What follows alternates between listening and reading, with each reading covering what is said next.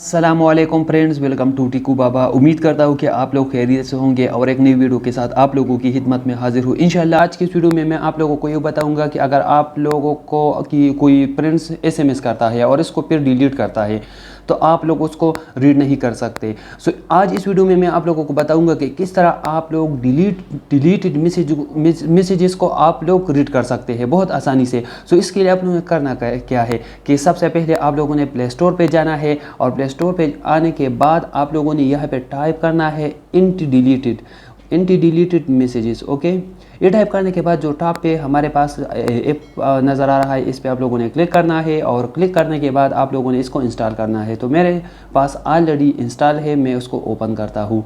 Okay, so open करने के बाद आप लोगों के पास कुछ इस तरह का होगा। सो आप लोगों ने इसको यहाँ से इनेबल करना है इस आइकन को। ओके, और इनेबल करने के बाद आप लोगों ने अपने सेटिंग्स में भी इसको इनेबल करना है। मैंने ऑलरेडी इनेबल किया है। ओके, सो सपोज़ अभी मुझे अपना दोस्त जो है वो एसएमएस करता है, ओके, और फिर उसको डिलीट करता है। सो यहाँ पे मेरे दोस्त ने मुझे एसएमएस किया और मैं इसको देखना चाहता हूँ। सो मैं इसको यहाँ से व्हाट्सएप ओपन करता हूँ और यहाँ पे आप लोग देख सकते हैं कि ये मैसेज जो है वो डिलीट हो चुका है।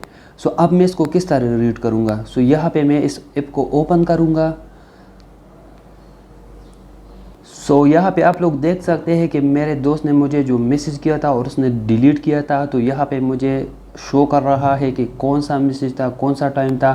ओके, सो इस तरह आप लोग जो है वो डिलीटेड मैसेज को रीड कर सकते हैं बहुत आसानी के साथ। ओके, सो इस ऐप को आप लोगों ने ओपन करना है और ओपन करने के बाद यहाँ पे जो डिलीटेड मैसेज है वो यहाँ पे आप लोगों को शो हो जाएंगे।